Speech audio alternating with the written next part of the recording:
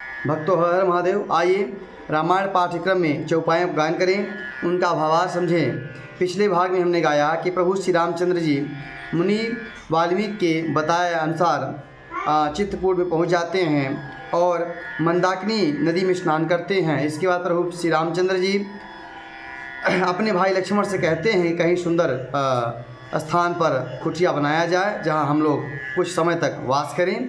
तो यह वृत्तांत देकर देवराज अपने जो शिल्पी विश्वकर्मा को लेकर आते हैं और कोलकिरात के भेष में 2 कुटियों का निर्माण वहाँ पर सुंदर करते हैं। आगे क्रम में हम चौपाइयों गायन करें, उनका भाव समझें। आइए।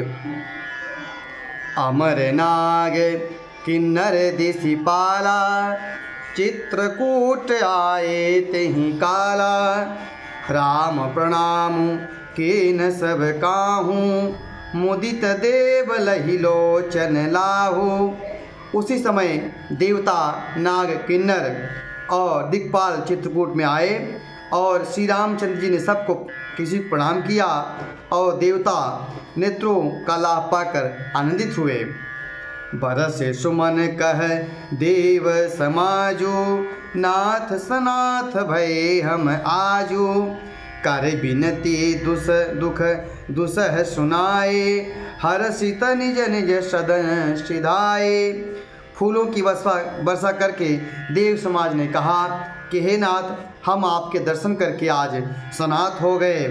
फिर विनती करके उन्होंने अपने दुख सुख सुनाए और हर्षित होकर फिर इसके बाद अपने स्थान की ओर चले गए। जब प्रभु श्री रामचंद्र ने आश्वासन दिया कि उनके दुखों का नाश जल्द ही हो जाएगा। चित्रकूट रघुनंदन छाए, समाचार सुनि सुनि मुनि आए, आवत देखी मुदित मुनि वृंदा, कीन दंडवत रघुकुल चंदा। श्री रघुनाथ जी चित्रकूट में आ बसे हैं, यह समाचार सुनकर बहुत से मुनि वहाँ पर आए और रघुकुल के चंद्रमा श्री रामचंद्र जी ने मुदित मुनि मंडली को आते देखकर उन सबको दंडवत प्रणाम किया। मुनि रघुबीर ही लाई उर लेहि, मुनि रघुबर ही लाई उर लेहि, सुफल हो नहीं तयाशिष देहि, सिय सौमित्र राम छवि देखहि, साधन सफल सकल सफल करि लेखहि। मुनिगण श्री रामचंद्र जी को हृदय से लगा लेते और सफल होने के लिए आशीर्वाद देते। वे सीता जी, लक्ष्मण जी और श्री रामचंद्र जी को छवि को देखते और अपने सारे साधनों को सफल हुआ ऐसा मानते। जथा जोग सनिमान प्रभु विदा किए मुनिवृंद, करहि जोग जप जाप तप नियाश्रम ही सुछंद। प्रभु श्री रामचंद्र जी ने यथा योग्य सम्मान करके मुनि मंडली को विदा किया। वे सब अपने अपने आश्रम में स्वतंत्रता के साथ योग जप तप करने लगे। यह सुधि कोल किरातन पाई, हर से जनु नव निधि घर आई, कंद मूल फल भरी भरी दोना, चले रंक जन लूटन सोना। जब यह समाचार वहाँ के कोल किरात भी लोग पाए तो उनके मन में ऐसा आनंद हुआ जैसे कोई निधि उनके घर में आ गई हो। तो वह प्रभु के स्वागत के लिए कंद मूल पर भर भर के दोनों में भर के प्रभु श्री रामचंद्र जी के लिए चल दिए, जैसे कोई दरिद्र सोना लूटने के लिए चल देता हो। इसी प्रकार से कोल किरात प्रभु श्री रामचंद्र के पास चले। तिन मह जिन देखे दो भ्राता, अपर तिनहि पूछहि मगु जाता, कहत सुनत रघुबीर निकाई, आई सबहि देखे रघुराई। उनमें से जो दोनों भाइयों को देख चुके हैं उनसे दूसरे लोग रास्ते में जाते हुए पूछते हैं। इसी प्रकार श्री रामचंद्र जी की सुंदरता कहते सुनते सब ने आकर श्री रामचंद्र जी और लक्ष्मण जी का दर्शन किया। करहि जोहारु भेंट धरि आगे, प्रभु ही बिलो कहीं अति अनुरागे, चित्र लिखे जनु जह तह ठाढ़े, पुलक सरी नयन जल बाढ़े। वह भेंट को आगे दक्त भर कर प्रभु को प्रणाम करते और अत्यंत अनुराग के साथ प्रभु को देखते। वे मुग्ध हुए जहाँ तहाँ मानो चित्र लिखे से खड़े रह जाते। उनके शरीर पुलकित हो जाते और नेत्रों में प्रेमाश्रु आ जाते।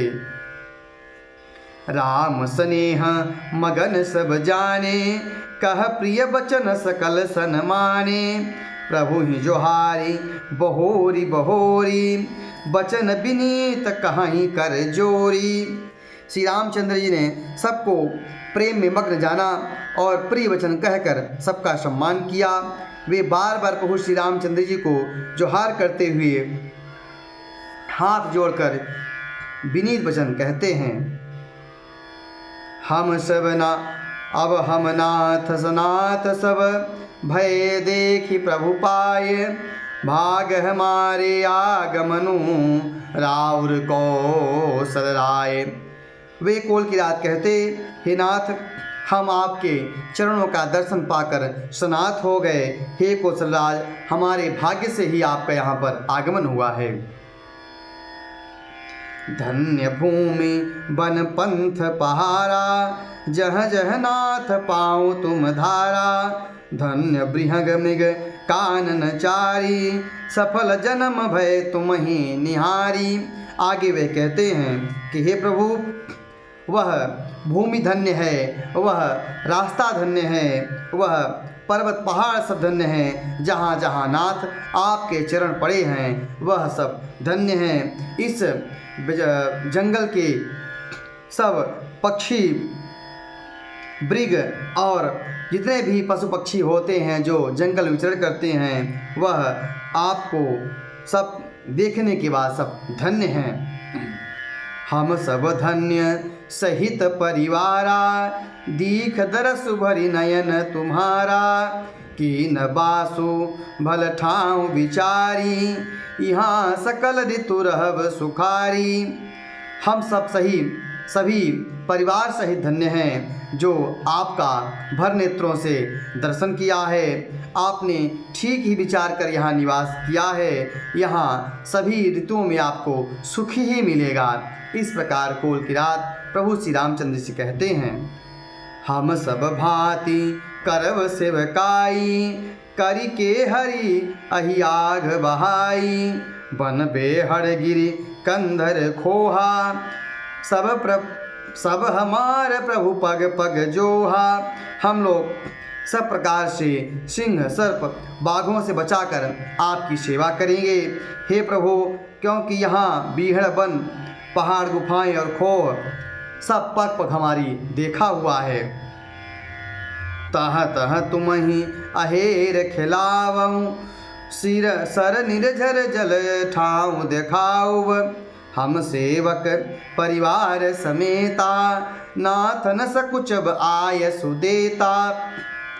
फिर आगे उन्होंने कहा कि यहाँ सब आपको हम शिकार करवाएंगे और तालाब झरने आदि जलाशयों को दिखाएंगे और हम सब कुटुंब परिवार सहित आपके सेवक हैं। आप किसी प्रकार की आज्ञा देने के लिए संकोच मत कीजिएगा।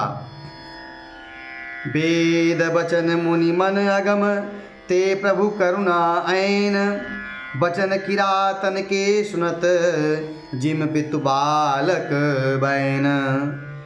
जो वेदों के वचन और मुनियों के मन को भी अगम है, वे करुणा के धाम प्रभु श्री रामचंद्र जी भीलों के वचन इस तरह सुन रहे हैं जैसे पिता अपने बालकों की वचन को सुनता है।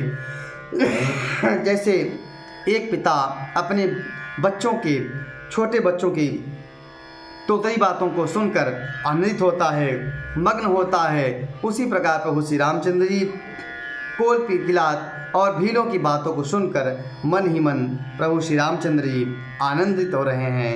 जैसे बालक अपने पिता के सामने बोलता है, वैसे वह वहाँ पर प्रभु से संवाद कर रहे हैं। आज की कथा यहीं पर विश्राम करते हैं। अगले भाग में हम प्रभु के अगले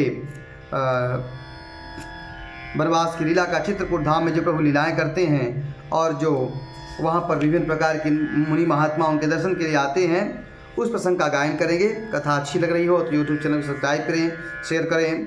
जय श्री राम कमेंट करें। हर हर महादेव।